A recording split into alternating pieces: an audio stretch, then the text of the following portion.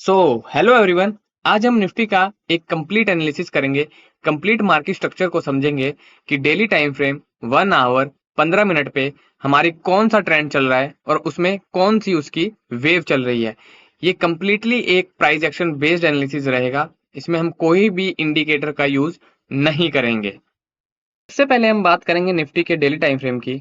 तो daily time frame के according Nifty जो है ऊपर से एक लोअर लो, लोअर हाई, लोअर लो, लोअर हाई, लोअर लो, लोअर हाई का एक क्रिएशन कर रही है। और जो निफ्टी ने लास्ट लोअर लो लगाया है वो ये वाला लो लगाया है हमारा। और इसके बाद निफ्टी ने एक बड़ी वेव दी है और हमारा दो जो की जोन है हमारे, उसके दो की जोन के ऊपर जो है क्लोजिंग दी है।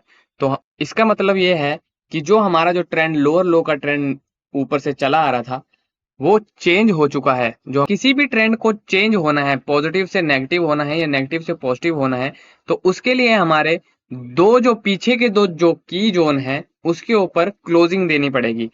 अगर मार्केट दो की जोन के ऊपर क्लोजिंग दे देता है तो हमारा जो पॉजिटिव ट्रेंड है वो नेगेटिव हो जाएगा और जो हमारा नेगेटिव ट्रेंड है वो हमारा पॉजिटिव में कन्वर्ट हो जाएगा। तो अब यहाँ पे क्वेश्चन आता है कि दो की जोन के ऊपर ही क्लोजिंग इंपॉर्टेंट क्यों है? क्या एक की जोन के ऊपर क्लोजिंग देने से कोई ट्रेंड चेंज नहीं होगा या जो हमारा पॉजिटिव से है नेगेटिव में नहीं होगा?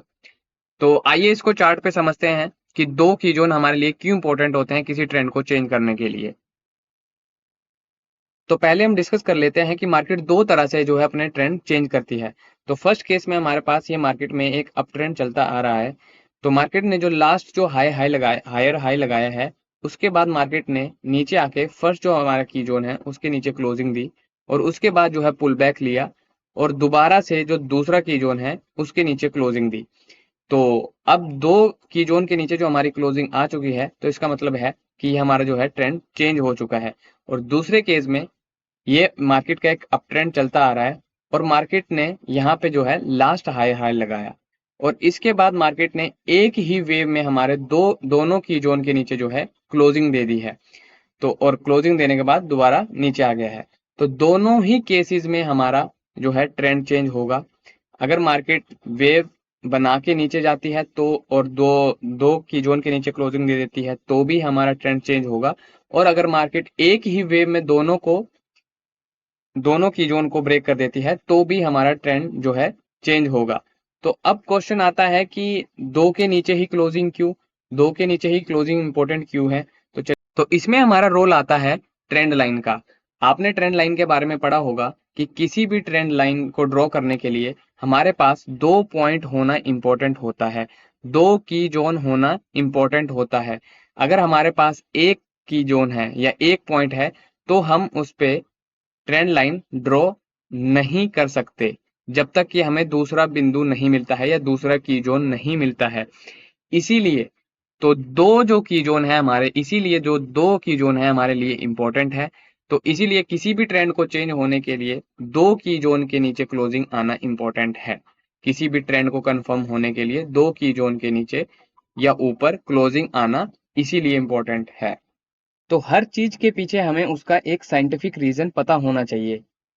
इसमें हमें कोई रट्टा नहीं मारना है कि हमने कोई भी इंडिकेटर लगा दिया और यहाँ पे सिग्नल आए तो हमने बाय कर लिया और यहाँ पे सिग्नल आए तो हमने सेल कर दिया। हमें मार्केट को, हमें चार्ट को एक प्रॉपर तरीके से समझना है कि कोई चीज हो रही है तो उसमें क्यों हो रही है और किस रीजन से हो रही है और वो क्यों इंपॉर्टेंट है। ये नहीं कि कोई भी रट्टा लगाया या कोई भी इंडिकेटर लगाया, ऊपर आया तो बाय कर दिया, नीचे आया तो सेल कर दिया। तो अब जो हमारा ट्रेंड है वो पॉजिटिव हो चुका है। हमें दो की जोन के ऊपर जो है क्लोजिंग मिल चुकी है। तो अब हमारे पास जो दो इंपॉर्टेंट की जोन निकल के आ रहे हैं वो ये वाले की जोन निकल के आ रहे हैं, एक ये वाला और जो एक हमारा ये ऊपर वाला। अब इसी के अंदर जो है हमें मार्केट को देखना है, टॉप डाउन अप्रोच करनी है। ये हमारे डेली के लेवल निकल के आ रहे हैं।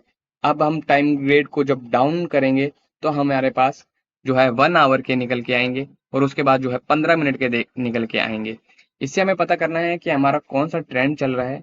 तो अगर हम डेली के अकॉर्डिंग देखें तो हमारा ट्रेंड चल रहा है वो पॉजिटिव चल रहा है। अब हम उसके बाद पता करना होता है कि हमारी कौन सी वेव चल रही है। तो डेली के अकॉर्डिंग जो है एक पुल बैक वेव चल रही है, रन वेव नहीं थी। अब ये एक पुल बैक वेव चल रही थी। अब जो है मार्केट में डेली के अकॉर्डिंग एक रन वेव चलना स्टार्ट हुई है।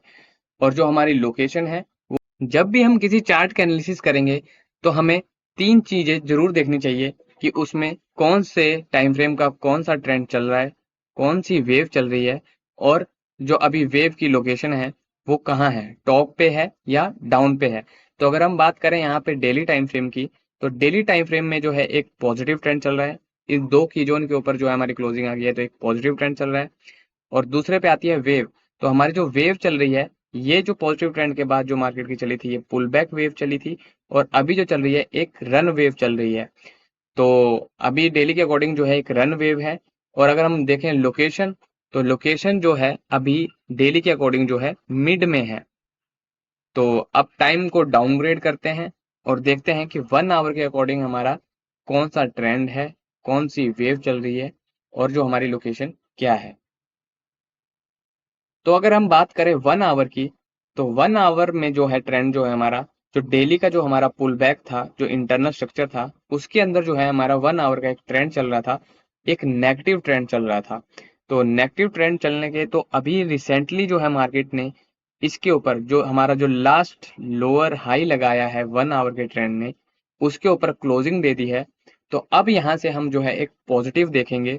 अगर हम बात करें इस 1 आवर की, तो इसमें जो हमारा ट्रेंड चल रहा है अभी जो है एक पॉजिटिव ट्रेंड हुआ है। अभी अभी मार्केट ने जो है की जोन को ब्रेक करा है।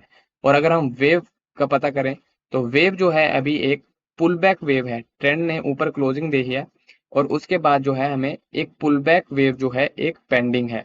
और अगर हम लोकेशन की बात करें, तो अभी लोकेशन जो है टॉप पे है। तो अब टाइम को डाउनग्रेड करते हैं और 15 मिनट में देखते हैं कि हमारा कौन सा ट्रेंड चल रहा है और कौन सी वेव चल रही है, और हमें कहाँ पे मंडे के दिन बाइंग करनी है या सेलिंग करनी है। तो 15 मिनट में भी हमारा वही ट्रेंड चलता आ रहा है जो कि हमारा 1 आवर का ट्रेंड था, एक नेगेटिव ट्रेंड चलता आ रहा था। और अभी रिसेंटली जो है इस वेव ने जो लास्ट लोअर लो लगाया है मार्केट ने, उसने पिछले लोअर हाई के ऊपर क्लोजिंग दी है और हमारे ट्रेंड को जो है चेंज करा है और न्यू हायर हाई लगाया है। तो अभी अगर हम देखें तो 15 मिनट का जो हमारा ट्रेंड है वो पॉजिटिव हो चुका है। और जो हमारी वेव है वो भी हमारी पॉजिटिव वेव चल रही है। इसके ऊपर हमें क्लोजिंग मिल गई है। अब जो है एक वेव जो चल रही है वो एक पुल बैक की वेव आई है। एक मार्केट में पुल बैक की वेव पेंडिंग है। तो अगर हम बात करें लोकेशन की, तो लोकेशन अभी जो है मार्केट की टॉप पे है। तो 15 मिनट में मार्केट जो है नीचे से कुछ इस तरह से चलती आ रही है। एक हायर हाई लगाती है, फिर हाई लो लगाती है, फिर एक हायर हाई लगाती है, और फिर हायर लो लगाती है, और उसके बाद हाई हाई लगाती है। और जो कल जो हमारे फ्राइडे को लगा था और हायर लो लगा था, एक पुल बैक जो है हमारा पेंडिंग था। तो अगर कल के दिन मंडे के दिन मार्केट अगर इसको ब्रेक करती है, तो मार्केट इस गैप को फिल करने के लिए जरूर आएगी। ये गैप जो है मार्केट फिल करेगी। और जो हमारा जो नेक्स्ट जो एक इम्पोर्टेंट जो सपोर्ट जोन बनेगा, वो हमारा ये वाला लेवल बनेगा। अदरवाइज मार्केट जो है यहाँ से सपोर्ट लेकर ऊपर निकल जाएगी। और ऊपर जो हमारा एक इम्पोर्टेंट जोन जो रेजिस्टेंस जोन रहेगा वो हमारा रहेगा 24,400 का लेवल। 24,400 से 500 का लेवल जो है कि हमारा इंपॉर्टेंट रेजिस्टेंस का काम करेगा। अगर कल के दिन मार्केट इसके ऊपर निकलती है, कल के दिन हमारा जो एक इंपॉर्टेंट सपोर्ट लेवल जो है ये वाला रहने वाला है। इसके नीचे ही मार्केट गैप फिल करने आएगी और हो सकता है मार्केट हमें 23,400 तक देखने के लिए मिले। तो अदरवाइज मार्केट हमारी यहीं से ही ऊपर निकल जाएगी। तो ये थी हमारी आज की वीडियो जिसमें हमने निफ्टी का टॉप डाउन अप्रोच से कंप्लीट एनालिसिस करा। तो ऐसे ही आगे आने वाली वीडियो के लिए आप हमें फॉलो कर सकते हो। और अगर आपको वीडियो अच्छी लगती है तो आप वीडियो को लाइक करके जरूर जाएं और चैनल को सब्सक्राइब करके जरूर जाएं।